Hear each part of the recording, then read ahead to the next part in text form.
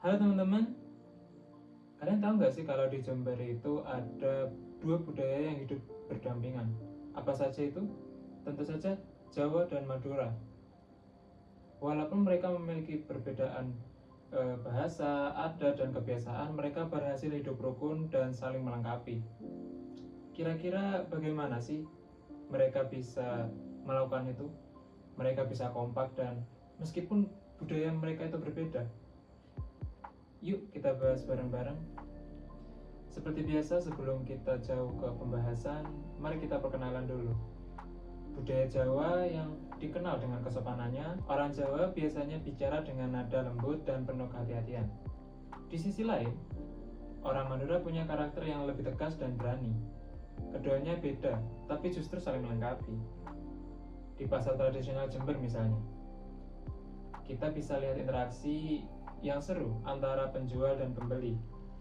Dari kedua budaya ini, mereka mengobrol, tawar-menawar, dan ya kadang bercanda. Kelihatan banget kalau meskipun beda gaya bicara, mereka tetap nyambung dan saling memahami.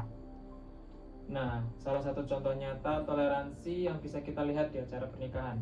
Bayangin aja, ada Jawa yang anggun dan penuh simbol bertemu dengan tradisi Madura yang penuh dengan semangat. Hasilnya sebuah acara yang meriah dan tentu saja penuh makna.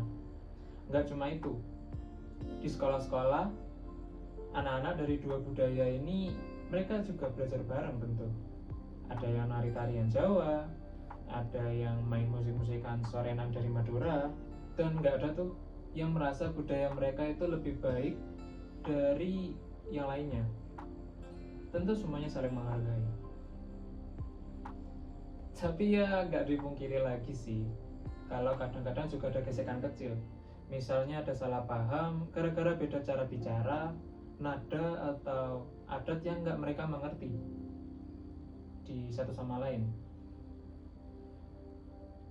Ya misalnya salah paham gara-gara beda cara bicara atau nada yang terlalu tinggi, atau ada adat yang nggak mereka pahami satu sama lain. Tapi di Jember, masyarakatnya udah paham gimana cara menyelesaikannya. Biasanya kalau ada masalah, tokoh masyarakat dari Jawa maupun dari Madura, mereka bakal duduk bareng nih, ngobrol dan mencari solusi. Ya intinya komunikasi itu penting banget. Nggak ada masalah yang nggak bisa diselesaikan kalau kita mau saling mendengar dan saling memahami. Ngomong-ngomong soal masa depan, tentu generasi muda di Jember punya peran penting banget loh.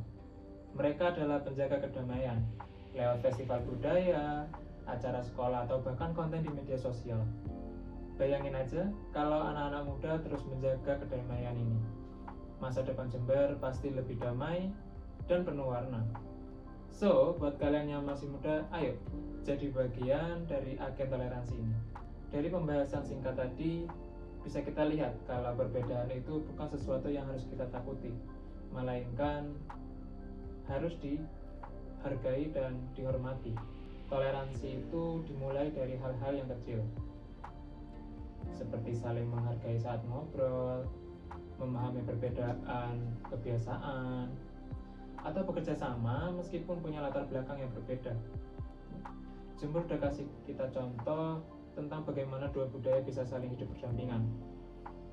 Sekarang giliran kita untuk menjaga semangat toleransi, menjaga semangat untuk menciptakan kedamaian, maupun itu Jawa dengan Madura atau dengan Sunda, Batak, Minang, dan yang lain sebagainya, ataupun sampai ke negara lain.